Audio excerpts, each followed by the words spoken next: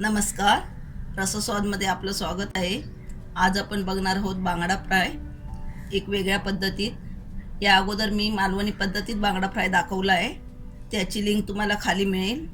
त्यासाठी लागणारे साहित्य बघूया.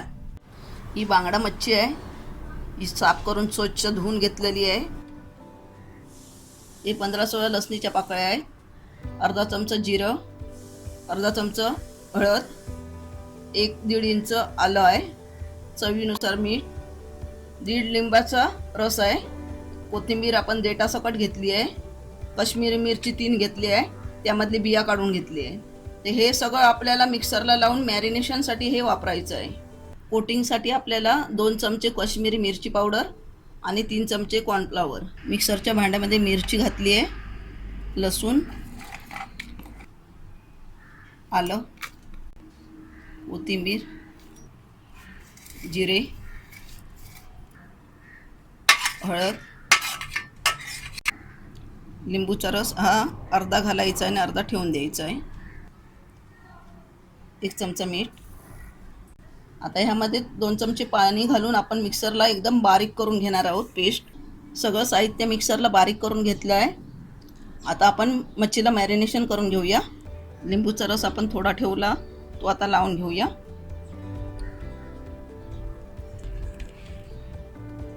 मच्छीला चांगली खाचा पाडून घेतला आहे, म्हणजे मसाला चांगला आतमध्ये जातो.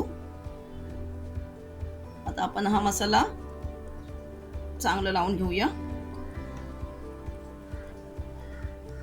यामध्ये मीठ अगोदरच घातलेलं आहे मिक्सरला लावते वेळी.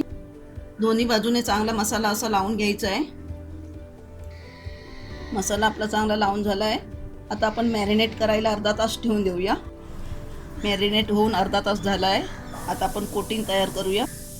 लाल मिरची पावडर, कॉर्नफ्लॉवर, चवीप्रमाणे मीठ मिक्स करूया. रेडी केलेलं कॉर्नफ्लॉवर आपण आता मच्छीवर असं शिवरून घेऊया.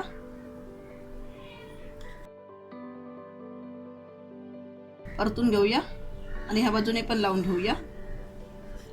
अशा प्रकारे आता सर्व हे बांगड्यांना लावून घेऊया. तेल घालूया.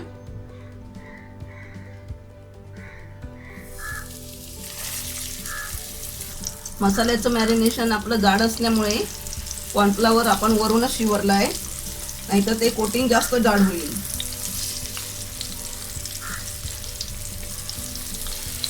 पाच मिनिटं आपण मंद आचेवरती आणि 4 मिनिटं आपण मीडियम आचेवरती शिजवलं आहे. आणि आता आपण हे परतून घेऊया. आता दुसऱ्या बाजूने पण आपण त्याच पद्धतीने तळून घेणार आहोत. दुसऱ्या साईडने पण आपण 9 मिनिटं हे फ्राय करून घेतलेली आहे. आणि आता आपलं ही फ्राय झालेली आहे. गॅस बंद करूया. बांगडा फ्राय आपली बनवून तयार आहे.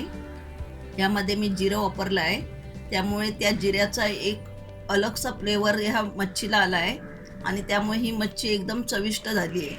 तर अशा प्रकारे हे तुम्ही मच्छी फ्राय करून बघा आणि मला सांगायला विसरू नका.